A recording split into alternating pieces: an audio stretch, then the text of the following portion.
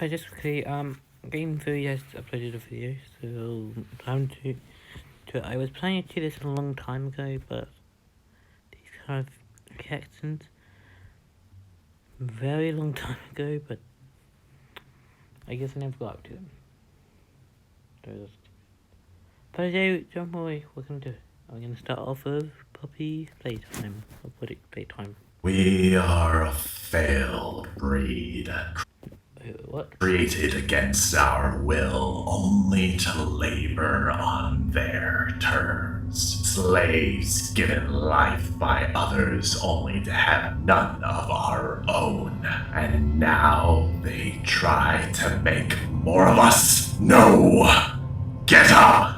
Go! Stop them! Feed your hunger! Slake your thirst! If we can be born on their terms, they can die on ours! What? Hello, Internet! What are you talking about? Welcome to Game Theory, where buttons are gonna light up randomly on screen right now. Press them as fast as you can to play. All right, ready? Green, red, yellow, green, blue, blue, blue, blue. Subscribe? Huh, how'd that get in there? Wait, that's not a button on the screen. Oh, it's below the video. Oh, good plug. Good plug, MatPat. Good damn plug. I am impressed with you being a plugger. We're seriously not gonna ask. Well, to finish the game, you know what you gotta do. Ladies and gentlemen, welcome back to Poppy Playtime, the game that continues to throw us some curveball. I'm asking a game. I do not know why I was in the game. I was looking for a YouTube video. I guess I'm gonna do it looks after this. Is Poppy helping us or not? Are these living toys made from orphans or not? Yes, that was the one I was hoping to again. Sorry. Am I getting weird feelings for mommy long legs, or is that just my normal mommy issues cropping up? You know, the Probably yours. usual questions. But today's curveball is anything but usual, as Mob Games decided to surprise us all, not with the drop of Chapter 3, but rather with the reveal of its brand new spin-off title, Project Playtime. Wait, another theory on the hand. Do you think, I know we're not the heroes of the Playtime is here, but I have this sort of theory. What if these are you're playing as in the actual game? Now that's something. multiplayer survival game where you can literally play as Mom Spaghetti. Eminem would be so proud. In the game, Yeah, I do not get why that's a thing. you and your friends act as resource extraction specialists, head into Playtime Co. to collect the parts that'll allow us to build giant living That makes sense for what they are. toys. But things aren't as simple as just playing a bunch of rounds of Simon Says. The whole time you're solving puzzles, you'll be hunted by one of the game's monsters. Huggy Wuggy, Mommy Mommy long legs? Long Legs, and the Oh, Huggy Wuggy got to be texted as Mommy long legs. Also, the good news, I am back in my normal setup, so it should be back. newcomer, Boxy Boo. My honest reaction, it's incredibly fun to play. The skins are awesome, the emotes are fun, the puzzles find the right level of difficulty. Overall, the team and I had a blast playing it over on GT Live, even if there were a few bugs that needed to be worked out, as Tom would very quickly come to discover. Yeah. At you? Oh yeah. Hey bud, it is you. Literally stuck. It is me. Look at your little army. Oh no, you can still hit me. Oh, don't worry about him, though. Tom would make sure he had his revenge in the next round. Uh-oh. No! I have a toy part! Tom! No! I had a toy part! Tom! Come on, Tom. I had a toy part! Boo, Tom. Everyone, let's all collect. Boo! Everyone, boo Tom in the comments. Boo! Like Game Theory. I said, it's a really fun game. But of course, we don't care about whether something is fun or not on this channel. We are here for one thing, and Everyone guess what you're gonna say. Because I watched you for long enough. You're gonna say law. Is that Tance? one thing only. The lore! Yeah, I've read the two wrong. Sorry. And just like with the gameplay, Mob Games delivered big time here. When you first boot up the game, you're thrown into a tutorial which is full of this stuff. Lore drops left and right. And then when you've played the game enough, you'll also unlock a lore-filled VHS tape, which means it's time for us to head back into the cursed toy box, where today I'm about to What are you doing, Poppy? prove to you that the scariest, most threatening figure pulling the strings in this game may actually have been the hero all along. That's right, folks, it's classic game theory time. The bad guy wasn't the bad guy after all. I'm pretty sure that was film theory, but okay. In Project Playtime's VHS tape, we're introduced to a new character named Harley Sawyer, known simply as the Doctor. Not Doctor Who. Not that kind of doctor. This guy Yeah. doesn't have himself a box that's bigger on the inside. Instead, he has a plan that involves being bigger on the outside. Now we're understaffed. Safety protocols are being abandoned. Workplace incidents are common. We need to deal with all I feel like Game Tune's person who took over is the scientist because these sound the same. of these issues at once. I'm here now with a solution. Giant toys. We Giant toys. That sounds familiar. can increase our workforce and simultaneously decrease the number of lawsuits and people on our payroll. Is it because of your lawsuits have to do because of murdering? If the people we have working aren't people. Huggy Wuggy, Mommy Longlegs, and Boxy Boo, these jumbo-sized living toys, they're all part of this initiative. In Chapter 2, we learned that Mommy Longlegs was used to help supervise the kids playing around in the game station, but I don't think any of us really took the implications of that seriously. These giant toys were actually made with the express purpose of working in the factory, lifting boxes, trolling hallways, cleaning toilets. And knowing this, it actually helps the first ever VHS tape we hear in the game make a lot more sense. So, Trespasser, just to make you aware, while we pride ourselves primarily on our high-quality toys and excellent childcare, we also pride ourselves on our security. For example, this facility This sounds like a voice I've heard before. is full of hidden motion triggers, which, once set off, will turn on the factory's emergency alarms and directly contact the authorities. And that's one of the more tame aspects of our security system.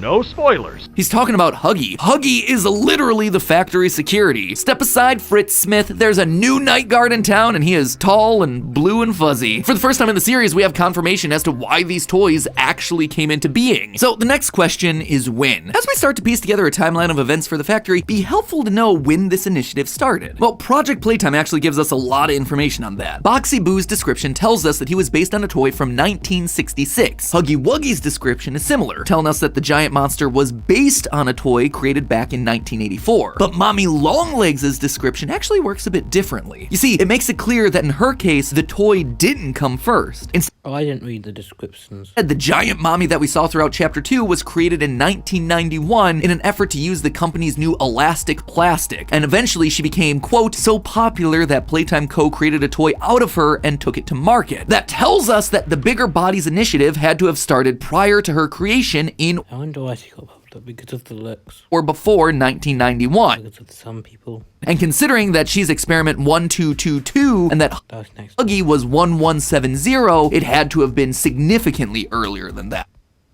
Let's look. Huggies is more older than Mummy.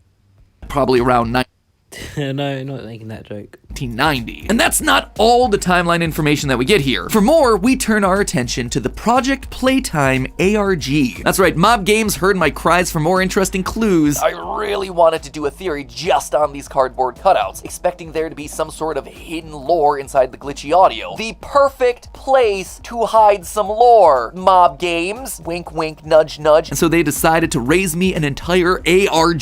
The ARG itself is And that got solved. actually super interesting and really complex. Unfortunately, most of it was teasing the new character for this game, Boxy Boo, and by the time we managed to solve it, the teaser was already out and the game wasn't that far off either. Plus, the ARG's now been wiped from the internet, so it doesn't really make sense for us to cover it anymore. But if you do want to see the ins and outs of it, which are really cool, I highly recommend watching Sheep Rampage's video series on it. They were covering all I've seen some of it. I've not seen his videos. Well, he's not been uploaded. the puzzles and Pause, I wouldn't check. Do you have it? No, he do not. But I'll be hopefully getting on Steam. Yeah. solutions as they were happening in real time. So definitely worth a watch. It's a long series, but it's a good series. So boom, just solved your afternoon of entertainment. Today though, we're just gonna be focusing on the details that matter for us moving forward. During the ARG, we heard from a new character named Rowan Stoll, an employee that was initially concerned about Huggy Wuggy being used to watch children. Hello, Mr. Pierre. I know you don't want to hear any more about this. I get it. Sounds like a bad joke, Huggy Wuggy staring at children. If some creep is hiding nanny cams in our mascot's eyeballs, then it's something that needs to be taken seriously. The next video we see of him though, he's changed his tune. I just want to apologize. I was wrong. Nothing weird is going on here at all. Clearly, he figured out that something more sinister was going on, and that the living Huggy security system was a feature, not a bug. In that video, he tries to throw everyone off the scent that he knows anything. I'm not looking into it anymore. And I mean, not that there was anything to look into in the first place. Smooth, Rowan. Very smooth. Yeah, very. Clearly, Playtime's aware that he knows too much and wants to silence him, but Rowan hatches a plan. I think I'm gonna die. I had to pretend I'd seen nothing so the company would leave me alone. I've scheduled the company's, the servers, the security to be shut down for I realised it's 1991. 60 minutes of maintenance. While security's out, I'm gonna release everything and run. I think they're gonna kill me first. And sure enough, that's exactly what happens. Rowan goes down into the basement and stands face to face with Boxy Boo, who does what toys do best, eats him alive. Notice the dates on all of his videos though, 1991. Oh. So for Rowan to have seen a giant Huggy watching children and then get eaten by a giant Boxy Boo, it means the Bigger Bodies program was up and operational by March 30th, 1990. And that's not my birth. That's not when I was born. I was born in 2000s, but it's the month is so close. By that I mean the day. The day's hung off my birthday. By that I mean March 31st, 2009. We can also add to the timeline when Project Playtime itself takes place. In Project Playtime, one of the toys that we're tasked with assembling is a large-scale boogie bot based on the game's NFTs. We know that the toy boogie bot was made in Why NFTs? 1993, meaning the company, And that's who I thought that label was. We never got to see that label was. But I guess it's continuous thing. had to still be functional as a toy factory, at least until then. Considering that this was their last major toy made though, we can assume that the place shut down shortly thereafter. We hear this event happening Yay, Biggie Bot. in Chapter 1 when the toys begin their rampage. Today's events are no doubt in relation to him. Most likely then, Project Playtime takes place sometime in the decade prior to Chapter 1, the time after. Yeah, my part was so true in your bubble, but I'm pretty sure that has already been a thing. There's along with FNAF and stuff I do, I also know about Puppy Playtime, so... Everyone went missing, but before we returned to the toy factory to explore its mysteries. Playtime Co. needed specialists to go into the factory on their behalf to allow them to continue the Bigger Bodies initiative, despite the monsters But they can't be human, because obvious reasons. that are now roaming the hallways freely. But what's interesting is that up until now, we've assumed that these monsters are being driven purely by their hunger, but Project Playtime reveals that that's not the case. They are trying to build more toys, more like you. It has to be stopped.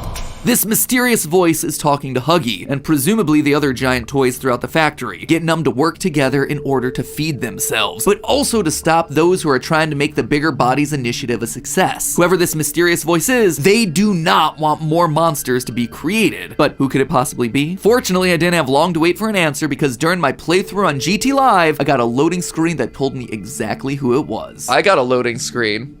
Which one did you get? I got Mommy Longlegs being puppeteered by 1006. That's the one. Yeah, mine is Huggy just chasing people, so you definitely got the interesting one. I think that's... Oh... Yeah, definitely a puppeteer kind of thing.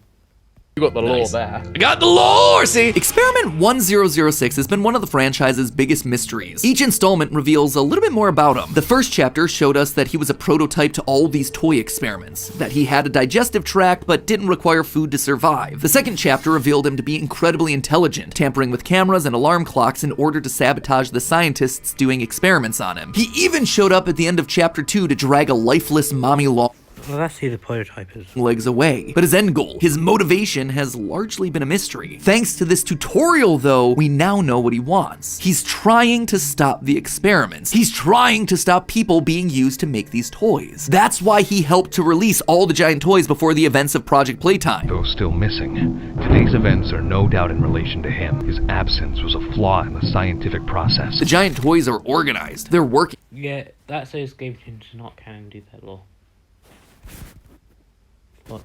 together, and it's because this one creation is able to psychically talk to them all. Again, this gives more clarity to something that we heard back in chapter 1. Coordination and cooperation is evidently within his skill set. And while he doesn't want more toys to be made, he is taking care of all the monsters that already exist. The others are hungry. The others are starving. Get up. He's keeping them fed, he's keeping them Okay. alive, and most importantly, he's keeping them safe. I would say your voices are definitely good. If they're not for the voices at all. These people didn't ask to be turned into toys. This isn't what they wanted. And while 1006 can't fix them, he can keep them alive. He has good intentions. Even though he's got himself a scary voice and a creepy metal claw hand, I think he's the good guy. He might actually be the hero of this story. And Good Batman reference. Good. heroism isn't just limited to protecting the monsters. We know based on documents from chapter 2 that he's also actively trying to save kids. One thing everyone put together fairly quickly after chapter 2 Oh, sorry, I just got that video. Sorry about that. release was the fact that Playtime Co. seemed to be testing children in order to put them into the perfect toy. Specifically, we see 2 documents outlining the performance of Michaela Hyssop as the researchers tried to pair this girl with Candy Cat. But one of the things that all of us overlooked was how these performance assessments ended. Neither document is finished. Both of them trail off as the pen scribbles off the page. What's more, there's blood on the paper. It suggests that not just once, but twice, researchers were killed while testing Michaela. And Michaela actually sees it coming. At the end of both the documents, while undergoing the statues game, we read that Michaela is distracted by something else. Presumably, this is the giant monster that's coming to kill the researchers. This tells us then an important detail. The prototype is saving these kids as many times as it takes. Whether it was Mommy Longlegs coming in to kill the researchers or the prototype himself, we know that the prototype's behind it because Because why? he's the one puppeteering all the big monsters. And Makes sense. he has repeatedly stepped in to save the kids. I don't know about you, but that sounds like a good guy to me. And he's not only using the other monsters to save the kids, he's also using us. Not in Game Tunes law. Remember that line I just showed you from the monster tutorial? Yeah, Game Tunes law seem to be different now. Others are starving. Get up. Those last 2 words, don't they seem familiar? Yep. It could have, unless Game Tunes tried to make the laws similar, but hey, who knows at this point.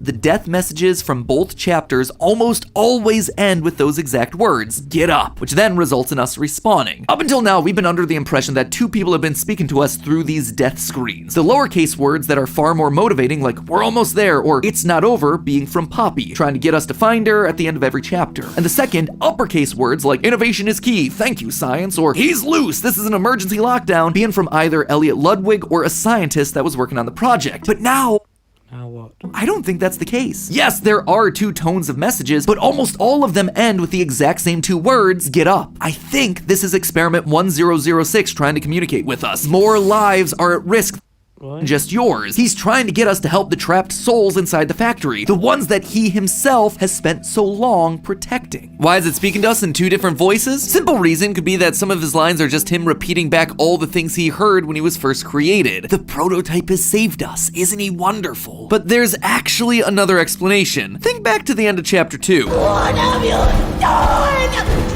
You make me part of you! Mommy screams for her life, terrified of being a part of 1006, who drags her lifeless corpse away shortly thereafter. Broken toys end up being combined into the prototype, so maybe it's a... Oh no, matter of fact, there's another blob on the hand. Fudge sake, why is blob? Oh my gosh, the enough blobs coming.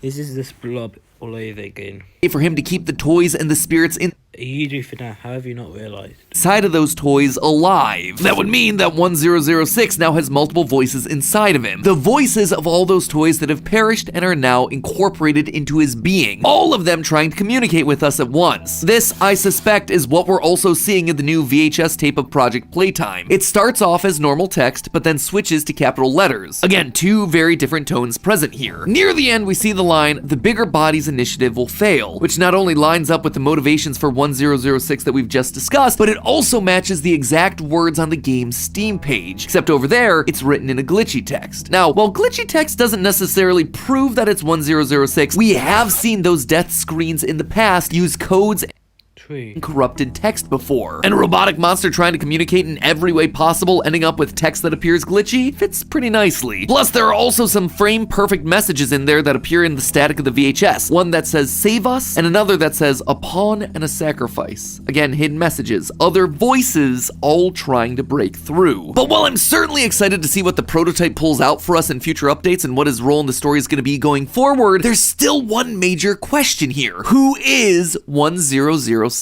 All the giant toys that we've met thus far have been made from people. Mommy Longlegs even got a name, Marie Payne. So if 1006 is the prototype, the one experiment that paved the way for all the others, then surely he too has to be made from someone. In our previous theories, we You've